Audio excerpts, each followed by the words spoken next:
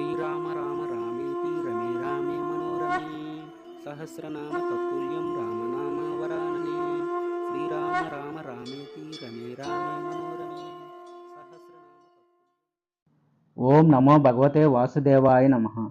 ఉపనిషద్ దర్శనం వచన పఠనం.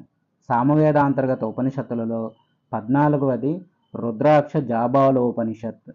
శ్లోకం: రుద్రాక్షోపనిషజ్జేజ్యం మహారుద్ర తయోజ్వలం ప్రతియోగి వినుర్ముక్తం శివమాత్ర పదం భజేత్.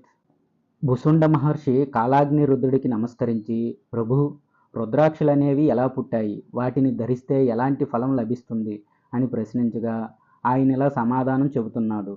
ఓ భుసుండ, పూర్వం నేను త్రిపురాసుడిని సంహరించటానికి ముందు ఒక్కసారి కళ్ళు మూసుకున్నాను. ఆ సమయంలో నా కళ్ళ నుంచి కొన్ని నీటి బిందువులు జారి భూమి మీద పడ్డాయి. ఆ బిందువుల నుంచే రుద్రాక్ష వృక్షం ఆవిర్భవించింది. రుద్రాక్షలు అనేవి ఎంతో పవిత్రమైనవి. వాటి పేరు ఉచ్చరిస్తే చాలు 10 గోవుల్ని దానం చేసినంత ఫలితం లభిస్తుంది. ఇక వాటిని చూసినా తాకినా రెట్టింపు పుణ్యం కలుగుతుంది అని చెప్పాడు. భుషుండు తిరిగి శంకరుడితో, స్వామి, అసలు రుద్రాక్షలనేవి ఎక్కడివి? వాటికి ఆ పేరెలా వచ్చింది? అవి ఎన్ని రకాలుగా ఉన్నాయి? వాటిని ఎలా ధరించాలి? ఏ మంత్రాలు చదువుతూ ధరించాలి? దయచేసి ఈ వివరాలు కూడా తెలియజేయండి అని ప్రార్థించాడు. భుసుండ, పూర్వం నేను కొన్ని వేల సంవత్సరాలు కళ్ళు మూసుకుని ఉన్నాను. ఆ సమయంలో నా కను కొలకల నుంచి కొన్ని నీటి బిందువులు రాలి భూమి మీద పడ్డాయి. అవే రుద్రాక్ష వృక్షాలుగా మారాయి. అవి నా స్వరూపాలే. వాటిని ధరించిన వారికి పగలు రాత్రి చేసిన పాపాలన్నీ నశించిపోతాయి. వాటిని దర్శిస్తే 1,00,000 పుణ్యం, తాకితే 1,00,00,000 పుణ్యం, ఇక ధరిస్తే 100 కోట్ల పుణ్యం కలుగుతుంది. రుద్రాక్షల్లో ఉసిరికాయంత రుద్రాక్షి శ్రేష్టమైనది, రేగు పండంతది మధ్యమం, శనగ గింజంత రుద్రాక్షి అధమమైంది. ఈ రుద్రాక్షలు బ్రాహ్మణ, క్షత్రియ, వైశ్య, శూద్రులని 4 విధాలుగా ఉంటాయి. వీటిలో తెల్లటివి బ్రాహ్మణ జాతికి చెందిన రుద్రాక్షలు కాగా, ఎర్రటివి క్షత్రియ జాతికి, పచ్చటివి వైశ్య జాతికి, నల్లనివి శూద్ర జాతికి చెందినవి. ఆయా వర్ణాల వారు వారి జాతికి చెందిన రంగు గల రుద్రాక్షల్ని ధరించటం ఉత్తమం. రుద్రాక్షల్లో సమానంగా నున్నగా గట్టిగా ఉన్నవి మంచివి. పురుగులు కొట్టినవి, పగిలిపోయినవి, విరిగినవి, సమంగా లేనివి మంచివి కావు. ఇలాంటి వాటిని ధరించకూడదు. రుద్రాక్షలో స్వయంగా రంధ్రం ఉన్నది ఎంతో ప్రశస్తమైనది. మానవ ప్రయత్నంతో రంధ్రం చేయబడింది మధ్యమం.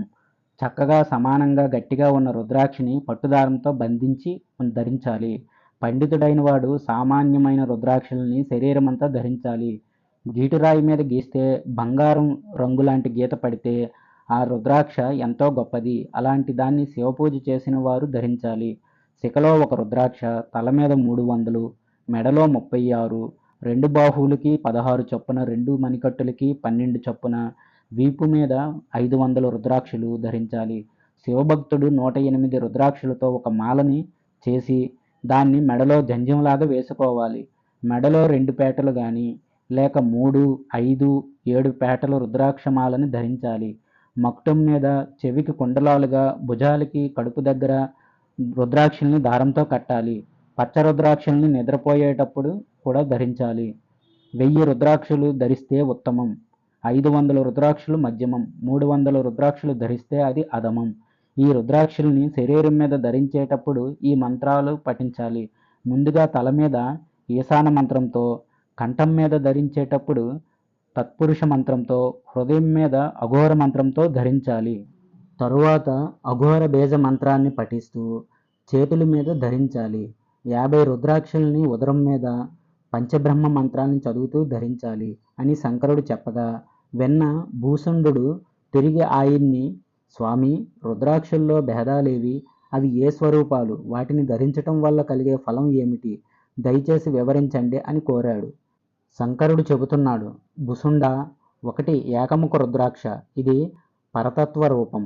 దాన్ని ధరించిన వాడు ఇంద్రియాలను జయించి చివరికి ఆ పరతత్వంలోనే లీనమవుతాడు. 2 ద్విముఖ రుద్రాక్ష. ఇది అర్ధనారీశ్వరాత్మకమైంది. దీన్ని ధరిస్తే అర్ధనారీశ్వరుడు సంతోషిస్తాడు. 3 త్రిముఖ రుద్రాక్ష. ఇది అగ్నిత్రయ స్వరూపం. దీన్ని నిత్యం ధరిస్తే అగ్నిదేవుడు సంతృప్తి చెందుతాడు. 4 చతుర్ముఖ రుద్రాక్ష. ఇది బ్రహ్మస్వరూపం. దీన్ని ధరించటం వల్ల బ్రహ్మదేవుడు ఆనందిస్తాడు. 5 పంచముఖ రుద్రాక్ష. ఇది పంచవక్త్రుడైన శివస్వరూపం. దీన్ని ధరిస్తే బ్రహ్మహత్యాది దోషాలు కూడా నశించిపోతాయి. 6 షణ్ముఖ రుద్రాక్ష. ఇది కుమారస్వామి స్వరూపం. దీన్ని ధరిస్తే కుమారస్వామి ప్రీతి చెందుతాడు. తద్వారా ధరించిన వాడికి సంపదలు, గొప్ప ఆరోగ్యం కలుగుతుంది. జ్ఞాన సంపాదన కోసం ఈ రుద్రాక్షని ధరించాలి. ఈ షణ్ముఖ రుద్రాక్షకి వినాయకుడు అధిదైవతంగా ఉంటాడు. 7 సప్తముఖ రుద్రాక్ష. సప్తమాతృకులు దీనికి అధిదేవతలుగా ఉంటారు. దీన్ని ధరిస్తే సంపదలు, ఆరోగ్యం, జ్ఞానం లభిస్తాయి. 8 అష్టముఖ రుద్రాక్ష.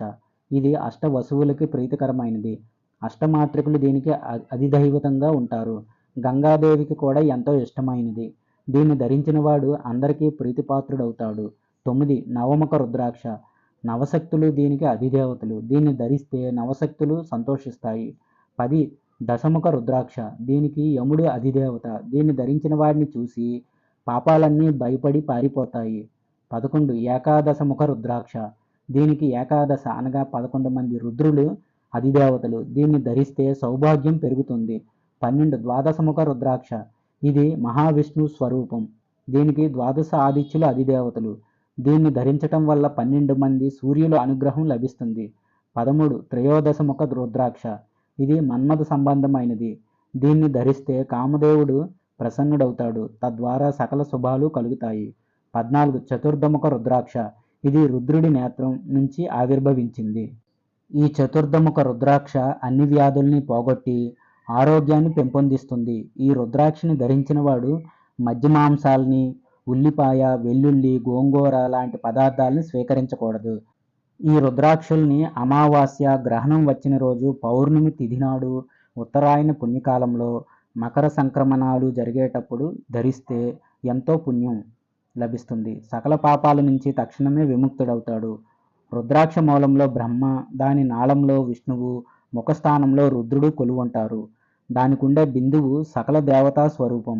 ఈ విధంగా పరమేశ్వరుడు భుసుండుడికి రుద్రాక్షల గురించి చెబుతుండగా అక్కడికి సనత్కుమారుడు, నిదాఘ, జడభరతుడు, దత్తాత్రేయ, కాత్యాయన, భరద్వాజ, కపిల, వశిష్ఠ, పిప్పలాది మునులందరూ వచ్చారు. వారంతా కాలాగ్ని రుద్రుడి చుట్టూ చేరగా ఆయన వారిని మీరంతా ఎందుకిలా వచ్చారని అడగగా, ప్రభు, మేమంతా రుద్రాక్షని ఎలా ధరించాలో తెలుసుకుందామని వచ్చాం అన్నారు. కాలాగ్ని రుద్రుడు ఇలా చెబుతున్నాడు: రుద్రుడి నేత్రాల నుంచి ఆవిర్భవించాయి కాబట్టి వీటికి రుద్రాక్షలు అని పేరు వచ్చింది.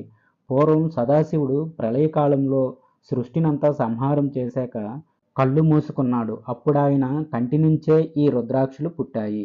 ఎంతో పవిత్రమైన రుద్రాక్షల గురించి కేవలం ప్రస్తావించినా చాలు 10,000 గోవుల్ని దానం చేసిన ఫలం లభిస్తుంది. భస్మజ్యోతి రుద్రాక్ష అనేదాన్ని చేతితో తాగితే చాలు 2,000 గోవుల్ని దానం చేసిన ఫలం లభిస్తుంది. రుద్రాక్షల్ని చెవులకి ధరిస్తే 11,000 గోవుల్ని దానం చేసిన పుణ్యం, ఏకాదశ రుద్రత్వం కలుగుతాయి.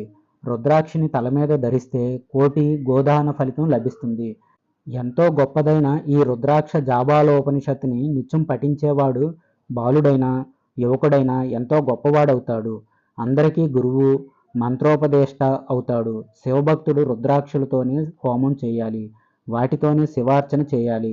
రక్ష కలిగించేది, మృత్యువు నుంచి కాపాడేది, గురువు ద్వారా పొందబడింది అయిన రుద్రాక్షల్ని కంఠంలో, బాహువుల్లో, శిఖలో ధరించాలి. ఈ విధంగా రుద్రాక్షలు ధరించిన వాడికి సప్తద్వీపాలతో కూడిన భూమిని దక్షిణగా ఇచ్చినా సరిపోదు. అలాంటి పుణ్యాత్ముడికి శ్రద్ధగా ఒక్క గోవునిస్తే చాలు. అదే అతడికి సరైన దక్షిణం అవుతుంది. ఈ ఉపనిషత్తుని సాయంత్రం పూట చదివితే ఉదయం చేసిన పాపాలు శమిస్తాయి.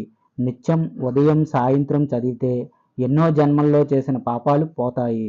6,000 లక్షల సార్లు గాయత్రి మంత్ర జపం చేసిన పుణ్యం లభిస్తుంది. బ్రహ్మహత్యాది వివిధ రకాల ఘోరమైన పాపాల నుంచి కూడా విముక్తి లభిస్తుంది. చివరికతడు శివ సాయుధ్యాన్ని పొందుతాడు.